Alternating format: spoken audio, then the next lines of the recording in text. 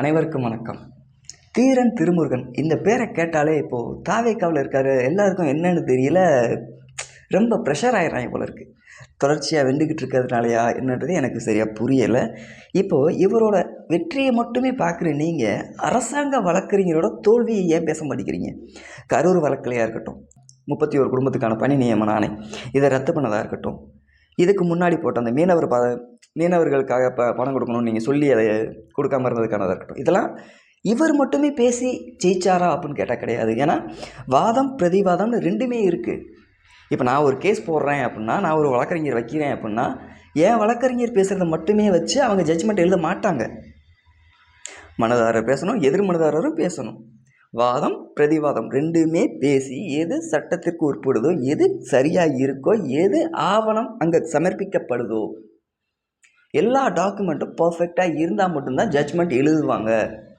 அப்போது இந்த விஜய் நாராயணன் இவர்களோட மாத சம்பளம் எவ்வளோ வருது அப்படின்னா 2,25,000 ரூபா. கேஸ் எடுத்தாலும் சரி எடுக்கட்டாலும் சரி தமிழக அரசு அவருக்கு கொடுக்குற சம்பளம்.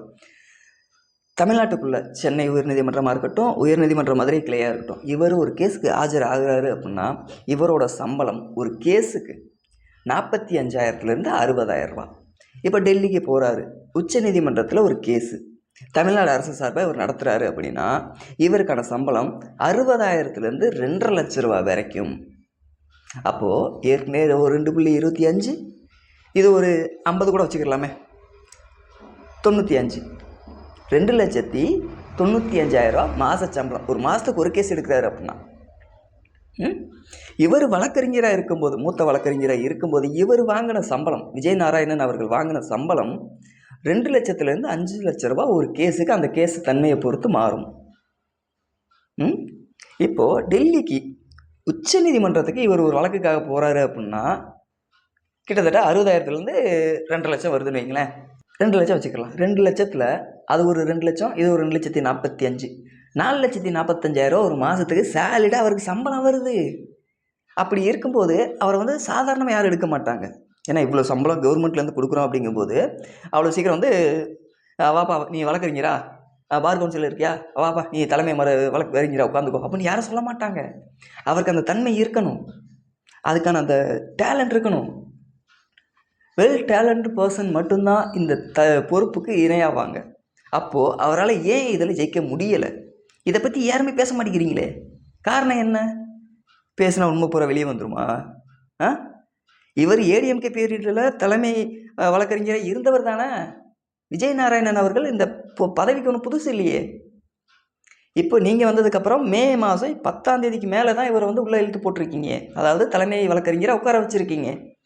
ஸோ இப்போது மாணவர், அதாவது மதுரை முனிஸ் நம்ம நண்பர் தான், இன்ஸ்டாகிராமில் பேசிக்கிடுவோம். பேசினா அவர் அவர்கிட்ட பேசுகிறத விட அவர் தம்பிகள்கிட்ட பேசுகிறது இன்னும் ரொம்ப உக்கிரமாக இருக்கும். அதாவது அவரோட ஆதரவாளர் எப்படி அப்படின்னா, இப்போது நான் டிவியெல்லாம் இப்போ பார்க்குறது இல்லைங்க, டிவியெல்லாம் சுத்தமாக பார்க்குறது இல்லை. எனக்கு ஏதாவது ரொம்ப போர் அடிக்குது அப்படின்னா டிவிக்கு நண்பர்கள், நம்ம தம்பியே இருக்கான், காஞ்சிபுரத்தில் இருக்கான் ஒருத்தன், அதே மாதிரி விழுப்புரத்தில் இருக்கான், அண்ட் விருதுநகரில் ஒருத்தர் இருக்கான். இந்த 3 பேர்கிட்ட இன்ஸ்டாகிராமில் போடுறதான், ஆடியோ மெசேஜ் போடுறதான் எனக்கு ஒரு ஃபன் மொமெண்ட் அப்படின்னே சொல்லலாம். காரணம் என்னென்னா, 100 வடிவேல் காமெடி பார்த்தா என்ன சிரிப்பு வருமோ, 10 கவுண்டமணி செந்தில் காமெடி பார்த்தா என்ன சிரிப்பு வருமோ, அந்த சிரிப்பு இவங்களோட சேட் பண்ணும்போது அந்த 5 நிமிஷம் கேப்பில் கிடச்சிடும் எனக்கு.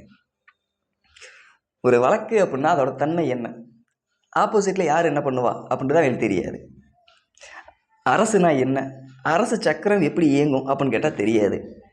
இது எல்லாமே டிஎம்கே செஞ்சது. நீங்கள் டிஎம்கே கூட சேர்ந்துக்கிட்டு இந்த ஆட்டம் போடுறீங்க. டேய், உங்களுக்கெல்லாம் என்னத்தரா சொல்லி திருத்துறது நான்? தம்பி, வாதம் பிரதிவாதம்னு 2 இருக்குது. ஒரு வழக்கில் வழக்கறிஞர் தோக்குறாரு அப்படின்னா அவரோட திறனை நீங்கள் ஆராயணும், வாதாடும் திறனை நீங்கள் ஆராயணும். அதை விட்டுவிட்டு ஆப்போசிட்டில் ஜெயிச்சவனை நீங்கள் குறை சொல்லக்கூடாது. இதெல்லாம் முட்டாள்தனமாக இருப்பாங்க பற்றியா, பைத்தியக்காரத்தனமாக இருப்பாங்க பற்றியா, அவங்க பண்ணுற வேலை. அது சரி, உங்களுக்கு தான் புத்தி இருந்தால் அதை செய்வீங்களே, அதுதான் உங்களுக்கு கிடையாது. இப்போ எனக்கு என்ன தோணுது அப்படின்னா, இவர் ஒரு ஆள் மட்டும்தான் எப்படியா? ஏன்னா ஒரு வழக்குன்னு வந்தால் வழக்குக்கான ஆதாரங்கள் தேவைப்படும். அரசு பணி நியமனம், இதையெல்லாம் மேற்கோள் காட்டி தான் அவங்க வந்து இதாக்கியிருக்காங்க. எடுத்த உடனே இந்த அரசாணையை ரத்து பண்ணுங்க அப்படின்னு சொல்லி யாரும் பேச முடியாது. அப்படி பேசுறதுக்கு யாருக்கு அதிகாரமும் கிடையாது. சட்டத்தில் அப்படி இடமே இல்லை பராசா. இதை வேறு ஏதாவது ஒரு வழக்கோடு ஒப்பிடணும். இப்போது 2026 2016 இருக்கட்டும், 2006 இருக்கட்டும், இதுக்கு முன்னாடி சம்பவங்கள் எது அசம்பாவிதம் ஏற்பட்டிருக்கா, அதில் இந்த மாதிரி பண்ணியிருக்காங்களா அப்படின்றத பார்த்து தான் இதை தான் மேற்கோள் காட்டுவாங்க. இவர் நேராக ஸ்டெர்லைட்டை தான் கொண்டு போய் காட்டியிருக்காப்புல. விஜயநாராயணன் அவர்கள் ஸ்டெர்லைட்டு, அப்புறம் அங்கங்கே நடக்கக்கூடிய சின்ன சின்ன விபத்துகள் இருக்கு இல்லையா, அதை கொண்டு போய் காட்டியிருக்காங்க. அதுக்கு வழக்கறிஞர் சொல்லியிருக்காங்க, அங்கே இருக்கக்கூடிய வழக்கறிஞர்களே பேசியிருக்காங்க, டிஸ்கஸ் பண்ணது, இவர் உண்மையிலே தலைமை வழக்கறிஞர் தானா அப்படின்னு சொல்லி அவங்க கிண்டல் பண்ணியிருக்காங்க. ஜட்ஜியை கடுப்பாயித, இதெல்லாம் பேசிட்டு பேச்சா சார், போங்க சார் அப்படின்னு தள்ளுபடி பண்ணிட்டாங்க. இது அவங்களுக்கு ஆப்போசிட்டாக வந்ததுக்கு காரணம் வேறு யாரும் கிடையாது ராசா. கரூர் வழக்கு அரசாங்கத்துக்கு எதிராக வந்தது வேறு யாராலையும் இல்லை, அரசாங்க தலைமை வழக்கறிஞர் விஜய் நாராயணன் அவர்களோட திறன் குறைவு. நீங்கள் அதை ஆராய்வு செய்யுங்க, சரிங்களா?